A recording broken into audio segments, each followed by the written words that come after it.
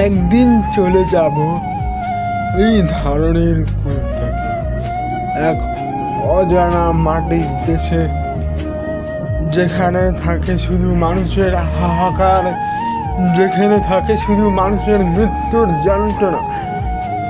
আমি যেতে চাই যেখানে মানুষের থাকে না চিহ্ন, শুধু পড়ে থাকে মানুষের কৃতকর্ম।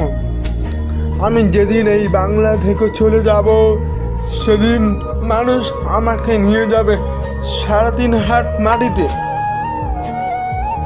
যেখানে আমার ছোট্ট একটা ঘর হবে, যেখানে আমি আমার পরকালে সংগ্রাম করব, যেখানে আমার হিসাব দিতে হবে দুনিয়ার সকল কর্মের। যদি হিসাব ঠিক থাকে তাহলে আমার পরকালের কাব্য হবে এক মহাকাব্য।